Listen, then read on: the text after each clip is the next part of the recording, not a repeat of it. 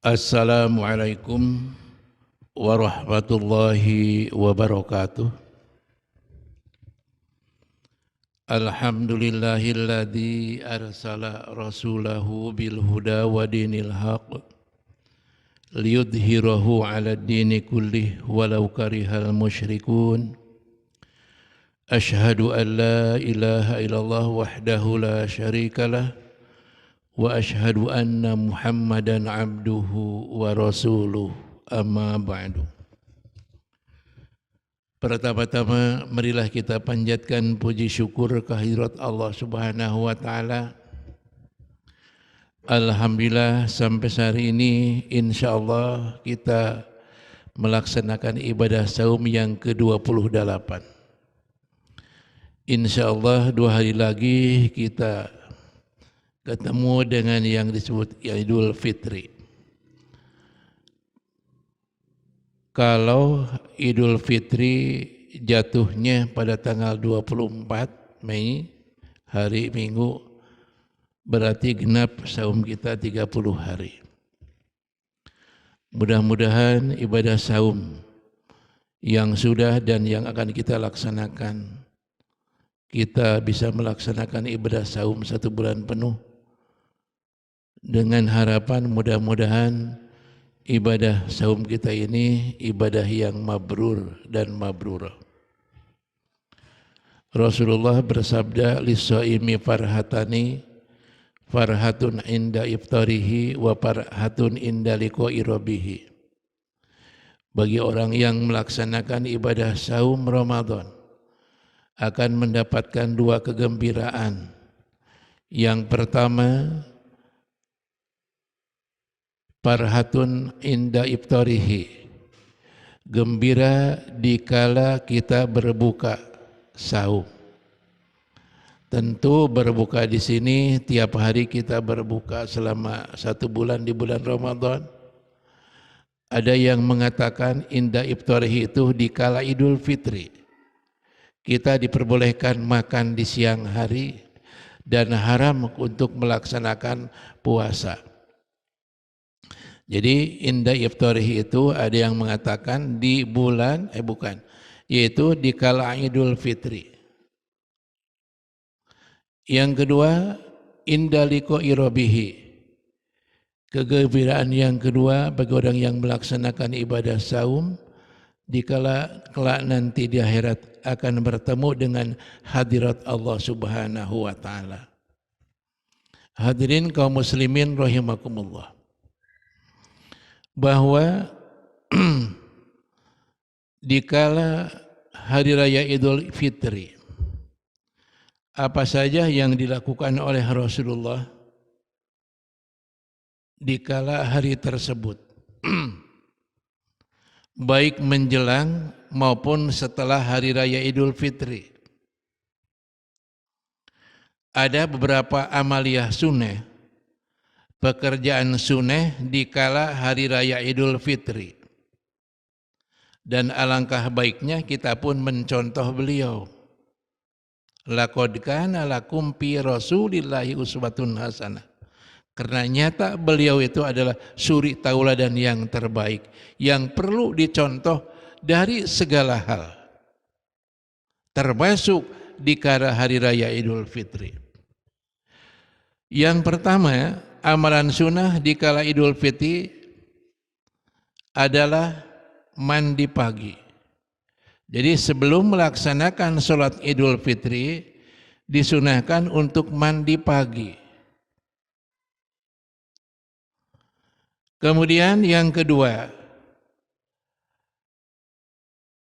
Rasulullah memakai pakaian yang bagus, yang berharga, yang disebut burda hibrotin, burda hibroh ya. Burda hibroh itu adalah genggang Yaman, di mana kala itu merupakan pakaian yang sangat berharga, pakaian yang paling bagus yang beliau pakai. Tentu kita pun ya dikala nanti di hari raya memakai pakaian yang paling bagus menurut ukuran kita. pakaian yang terbaik menurut ukuran kita, yang biasa tidak pakai sehari-hari begitu. Istilah sunat mah pakaian kojo lah, acuk kojo nek. Jadi jangan sampai di kala bulan Ramadan, bukan di kala hari Idul Fitri, di dalam melaksanakan sholat hanya pakai kaos oblong umpamanya. Itu tidak dicontohkan oleh Rasul. Rasul disebut pakaian burda hibroh. Jadi pakaian yang berharga pada saat itu. Kita pun mencontoh nanti di kala hari raya Idul Fitri berpakaian yang rapi, bersih, berpakaian kojo lah, yang terbaik menurut ukuran kita masing-masing. Kemudian yang ketiga, sebelum melaksanakan sholat Idul Fitri itu disunahkan sarapan dulu, makan dulu. Kalau Rasulullah tentunya makan kurma. Berapa? Witrin, ganjil. Jadi beliau itu sebelum berangkat menunaikan sholat Idul Fitri, beliau makan kurma ganjil. Yang disebut ganjil 1, 3, 5, 7, 9, 11 dan seterusnya. Itulah yang beliau lakukan dikala sarapan menjelang sholat Idul Fitri. Kemudian beliau pergi ke lapangan itu berjalan kaki. Pergi ke masjid, ke lapangan untuk menunaikan sholat Idul Fitri itu berjalan kaki. Dan beliau pakai 2 jalan. Antara berangkat dan pulang itu beda jalan. Bila dilakukan di masjid atau di lapangan. Selanjutnya, hadirin kaum muslimin rahimakumullah. Beliau melakukan takbir sejak beliau turun dari rumah hingga sampai ke lapangan, alias tempat sholat Idul Fitri. Dari rumah beliau takbir sebagaimana yang biasa kita takbir di malam hari. Allahu Akbar, Allahu Akbar, Allahu Akbar.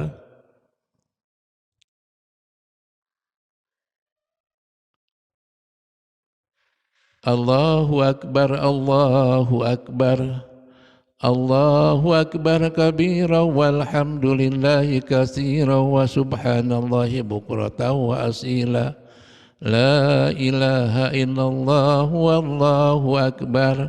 Allahu Akbar walillahil hamd. Nah, jadi ucapan takbir seperti itu yang beliau lakukan sejak turun dari rumah hingga sampai tempat sholat Idul Fitri. Kemudian sholat Idul Fitri, hadirin kaum muslimin rahimakumullah, ini tidak didahului adzan dan iqamah, serta tidak ada sunat qoblal Idul Fitri, tidak ada. Adapun yang dilakukan di masjid, ada orang sebelum sholat Idul Fitri itu melakukan sholat sunat 2 rakaat di masjid. Itu bukan sholat sunat qobla Idul Fitri, tapi sholat sunat tahiyatul masjid. Tidak ada yang disebut sholat Idul Fitri. Hadirin kaum muslimin rahimakumullah, bagaimana hukumnya sholat Idul Fitri? Sholat Idul Fitri hukumnya sunnah muakkadah. Artinya sunnah yang dikuatkan. Samakah sholat sunat Idul Fitri dengan sholat 5 waktu? Jelas beda. Samakah sholat sunat Idul Fitri dengan sholat Jumat? Jelas beda. Kalau sholat 5 waktu, sholat wajib itu kan fardu ain. Setiap individu diwajibkan untuk melaksanakannya. Dan dosa manakala ditinggalkannya. Demikian pula sholat Jumat wajib ain bagi setiap orang muslim yang sudah baligh. Itu wajib hukumnya, bila tidak dilakukan dosa hukumnya. Jadi definisi wajib dan sunnah beda. Bila wajib bila pekerjaan dilakukan itu dapat pahala, bila ditinggalkan itu berdosa. Sedangkan sunnah bila dikerjakan mendapat pahala dan bila ditinggalkan tidak berdosa. Jadi, nah sekarang dalam situasi dan kondisi virus corona atau COVID-19 ini bagaimana?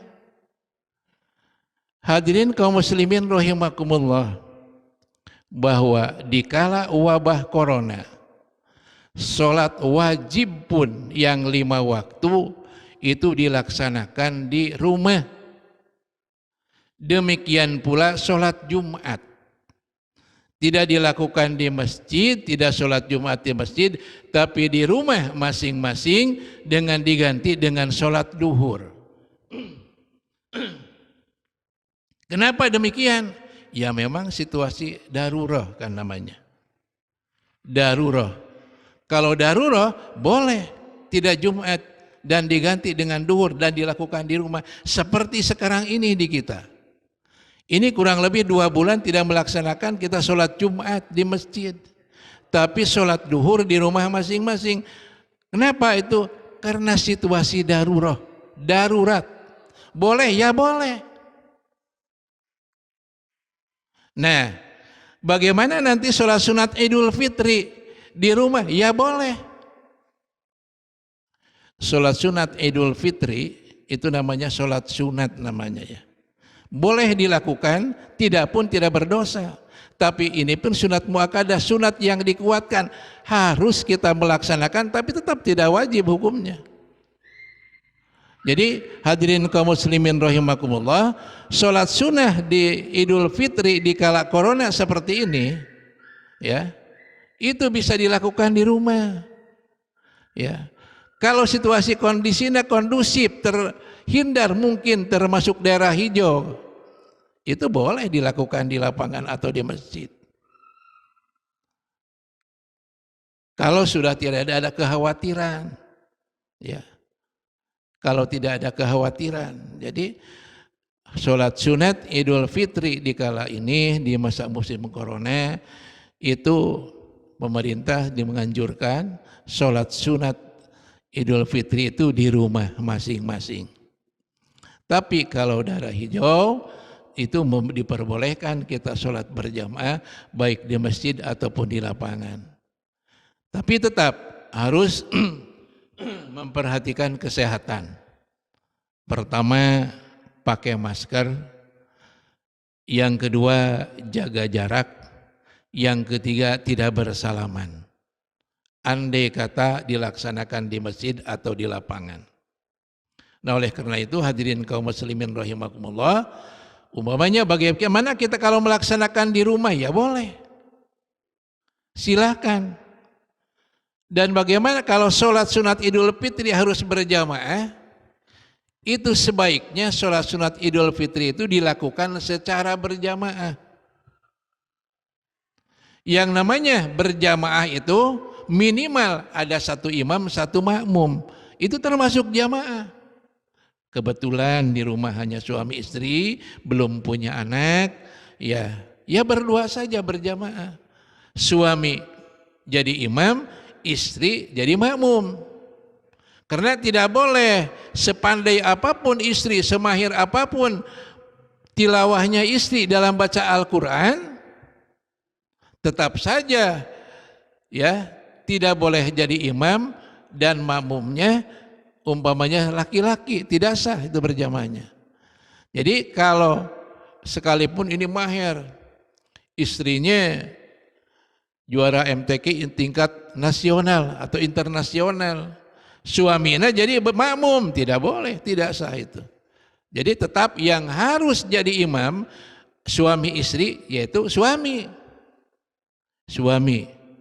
Jadi suami jadi imam, istri jadi makmum. Sekalipun istrinya juara MTQ internasional umpamanya, tetap saja tidak sah kalau istrinya jadi imam dan suaminya jadi makmum. Ya tetap saja suami jadi imam, istri jadi makmum. Jadi bila dilaksanakan di rumah itu seperti itu. Bagaimana kalau sendirian? Boleh. Pada prinsipnya sholat Idul Fitri boleh dilakukan sendirian pada prinsipnya. Pada prinsipnya sholat sunat Idul Fitri boleh dilakukan sendirian alias munfarid. Habis di rumah tidak ada siapa-siapa, yang ada dia sendiri, ya sendiri aja. Kenapa tidak bergabung? Kan situasi corona. Seperti ini tidak boleh gabung-gabungan seperti itu. Ya. Kalau situasinya masih istilahnya situasi masih was-was, masih belum kondusif. Apalagi di Kota Bandung sekarang ini masa PSBB-nya ditambah 10 hari ya. Jadi tambah 10 hari ya. Jadi suasana masih was-was lagi itu. Kita masih rasa dihantui, rasa takut itu ada. Oleh karena itu pemerintah bahkan MUI pun menganjurkan silakan sholat Idul Fitri di rumah masing-masing. Suami sebagai imam dan istri sebagai makmum. Ya, hadirin kaum muslimin rahimakumullah. Bagaimana kalau yang namanya sholat Idul Fitri kan ada khutbah. Ya kalau di rumah tidak ada yang mampu untuk berkhutbah, nggak apa-apa, tidak ada khutbah.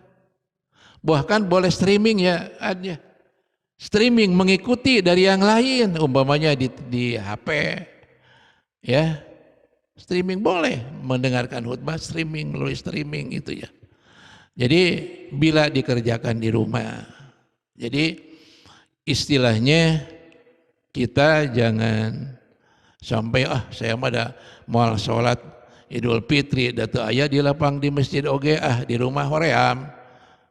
Ya jadi itu jangan sampai seperti itu. Tidak akan insya Allah tidak akan mengurangi pahala dilakukan di rumah saja ya, tidak di masjid ataupun di lapangan. Jangankan sunnah seperti sholat Idul Fitri, yang wajib pun seperti sholat 5 waktu dilakukan di rumah secara berjamaah, insya Allah tidak akan mengurangi pahala dengan sama berjamaah di masjid. Demikian pula sholat sunat Idul Fitri di masjid, di lapangan ataupun di rumah, insya Allah pahalanya bakal sama. Pahalanya bakal sama. Karena ini ada kedaruratan. Hadirin kaum muslimin rahimakumullah. Berapa rakaat surat Idul Fitri? 2 rakaat. Ya, 2 rakaat. Bahkan pada rakaat pertama kita takbir 7 kali. Ada doa bacaan antar takbir, ada juga yang mengatakan bahwa antara takbir baca subhanallahi walhamdulillahi wala ilaha illallah Allahu akbar.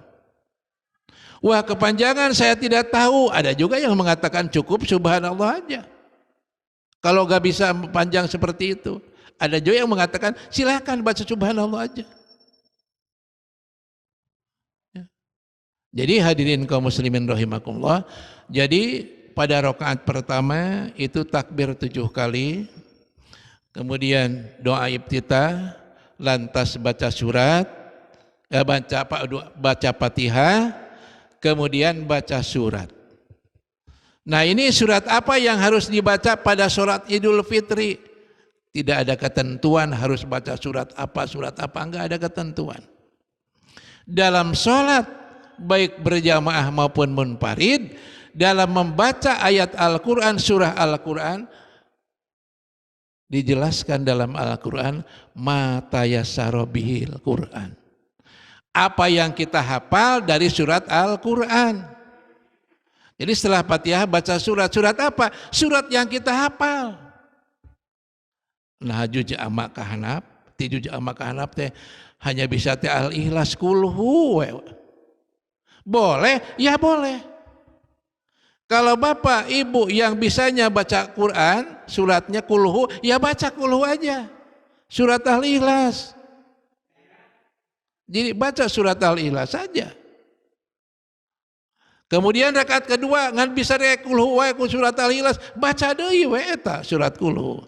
Boleh itu. Boleh. Tidak harus membaca surat Al-Baqarah atau surat Ali Imran, ya itu tidak ditentukan. Yang ditentukan dalam baca surah ketika kita sholat adalah yang hafal kita bacaannya. Baca kul bisa nanti kuliah we eta. Kedua kulhu ya dua kulhu we eta. Rokaat kahiji kuliah, rokaat kedua kulhu. Bisa na kulhu wungkul nya rokaat kahiji kedua kulhu we nu dibacana. Kalau hanya bisa itu saja. Itu ketentuan di dalam membaca surah dalam ketika kita sholat, baik sholat wajib maupun sholat sunnah. Dan tetap dalam melaksanakan sholat wajib dan sunnah betul-betul tata caranya harus baik. Ulah kena sunat, daya tumanina sama dalam sholat wajib ada tumanina, dalam sholat sunat pun harus ada tumanina. Jadi hadirin kaum muslimin rahimakumullah. Nah jadi nanti dikala kita umpamanya sholat sunat Idul Fitri di rumah, pertama niatnya jelas, boleh pakai bahasa Arab. Nawaitu usuli sunatan Idul Fitri rok'ataini. Kalau makmuman lillahi ta'ala. Kalau jadi imaman lillahi ta'ala. Pak gak bisa bahasa Arab mas saya mah. Boleh ku bahasa Indonesia. Niat saya sholat sunat Idul Fitri 2 rakaat makmum karena Allah. Kalau sendirian ya, kalau sendirian karena Allah aja. Dia niat saya sholat sunat Idul Fitri 2 rakaat karena Allah. Kalau munfarid niat, kalau berjamaah, kalau bapak ibu jadi makmum, niat saya sholat sunat Idul Fitri makmum karena Allah. Kalau bapak jadi imam, niat saya sholat Idul Fitri imam karena Allah. Tadi saya lupa. Jadi kalau istri berimam ke laki-laki itu boleh. Tapi laki-laki tidak boleh berimam ke istri. Tidak sah. Istri jadi imam, bapak laki-laki jadi makmum. Tidak sah. Kecuali istri dengan istri lagi. Ya, kalau istri dengan istri lagi boleh. Istri imamnya istri lagi. Itu boleh. Jadi jamaah di sini umpamanya di masjid 88% istri. Itu boleh. Ya, jadi imamnya jelas laki-laki. Ya. Tapi sebaliknya ya.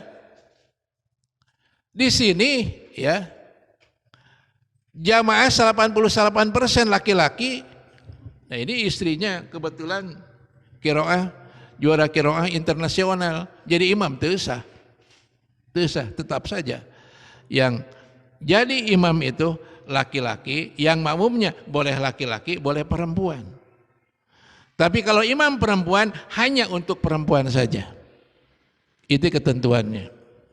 Jadi niat kemudian takbiratul ihram, takbir 7 kali dengan bacaan antar takbir subhanallahi walhamdulillah wala ilaha illallah akbar. Ya. Kalau bisa, kalau tidak ya subhanallah aja baca. Ya. Kalau tidak bisa subhanallah, ya takbir aja 7 kali. Kalau betul-betul tidak bisa, ya mudah-mudahan Bapak Ibu bisa. Jadi subhanallahi walhamdulillahi wala ilaha Allahu akbar. Jadi hadirin kaum muslimin rahimakumullah. Demikian pula rakaat kedua, kita sholat rakaat kedua ya takbir 5 kali. Jadi sebelum baca Fatihah takbir dulu 5 kali. Allahu akbar udah 5 kali, baru baca Fatihah, setelah Fatihah baru baca surat. Suratnya apa saja yang kita bisa. Nah kemudian hadirin kaum muslimin setelah itu kemudian tahiyat. Jadi sholat 2 rakaat ya, rakaat pertama jangan lupa baca takbir 7 kali, rakaat kedua takbir 5 kali. Jadi setelah takbir 7 kali baca Fatihah, kemudian baca surat, ruku, sujud. Demikian pula rakaat kedua sebelum baca Fatihah takbir 5 kali, baca Fatihah, baca surat, kemudian tahiyat. Selesai. Itu melaksanakan sholat sunat Idul Fitri. Jadi hadirin kaum muslimin rahimakumullah, Bapak Ibu, tidak sulit untuk melaksanakan sholat Idul Fitri di rumah, dan tata caranya seperti itu juga banyak di YouTube, di WA juga panduan mengenai sholat Id di rumah.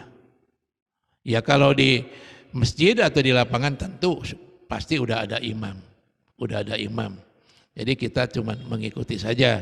Dan ingat hadirin kaum muslimin rahimakumullah, bahwasanya kita melaksanakan sholat Idul Fitri tahun ini karena situasi corona, ya mungkin kita dilaksanakan di rumah masing-masing dengan insya Allah tidak mengurangi pahala yang sesuai dengan kita lakukan bila di masjid ataupun di lapangan. Hadirin, kenapa? Ya itu memang situasi corona darurat. Jangankan sholat Idul Fitri yang hukumnya sunat, kan Jumat juga itu dilakukan di rumah dan diganti dengan duhur. Boleh kalau ada kedaruratan. Ini termasuk darurat. Jadi hadirin kaum muslimin rahimakumullah, jadi sholat Idul Fitri dilakukan di masjid atau di lapangan atau juga di rumah sesuai dengan instruksi dari pemerintah dan MUI. Hadirin kaum muslimin rahimakumullah. Nah, bagaimana setelah sholat Idul Fitri kemudian dilanjutkan dengan khutbah? Kalau di masjid ataupun di lapangan, di rumah juga boleh. Di rumah juga umpamanya sholat di rumah dengan keluarga, istri, putra, cucu, istilahna istri jeung anak incu di rumah. Nah, Bapak bisa khutbah, ya Bapak boleh saja khutbah di sana. Boleh juga khutbah di sana, pakai khutbah juga. Bagaimana kalau tidak ada yang ini? Ya tidak ada khutbah, kalau sholat di rumah Idul Fitri tidak jadi masalah. Boleh juga dengan streaming, mendengarkan dari YouTube atau WA yang kebetulan ada khutbah Idul Fitrinya. Jadi kemudian setelah itu baru kita berdoa. Apa doa yang dilakukan oleh Rasulullah? Bacaannya bagaimana? Taqabbalallahu minna wa minkum taqabbal ya karim. Artinya semoga Allah menerima amal ibadah kita dan mudah-mudahan Allah mengabulkan doa kita. Jadi yang dilakukan oleh Rasulullah adalah taqabbalallahu minna wa minkum taqabbal ya karim. Nah di kita ini udah jadi budaya berarti taqabbalallahu minna wa minkum siyamana wa siyamakum.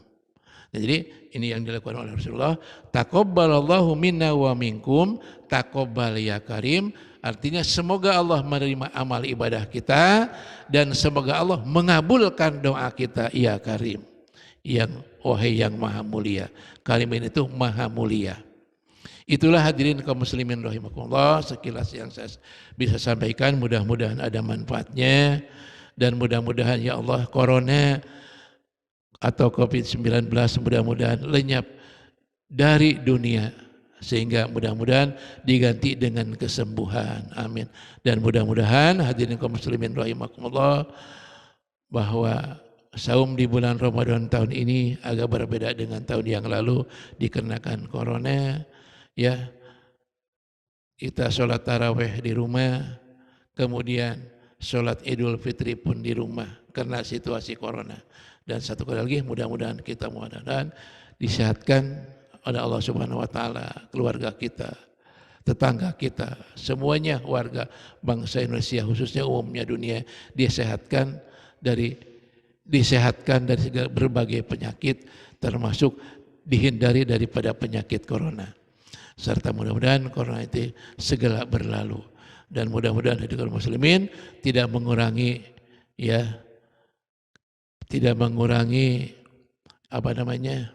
keutamaan dari ibadah saum dan ibadah sunnah-sunnah lainnya sekalipun dilakukan di rumah. Insya Allah tidak akan mengurangi pahalanya. Itulah hadirin kaum muslimin rahimakumullah. Mudah-mudahan yang benarnya itu dari agama dan kita laksanakan sesuai dengan tuntunan Rasul, yang salahnya itu dari kebodohan saya. Mudah-mudahan Allah memberikan taufik dan hidayah kepada kita semua dan mudah-mudahan kita sukses melaksanakan ibadah saum di tahun ini, artinya ibadah saum tidak hanya meninggalkan lapar saja, tapi mudah-mudahan ibadah saum di tahun ini lebih bermakna lagi. Lebih baik lagi kualitasnya daripada di tahun-tahun yang lalu. Billahi taufiq wal hidayah. Assalamualaikum warahmatullahi wabarakatuh.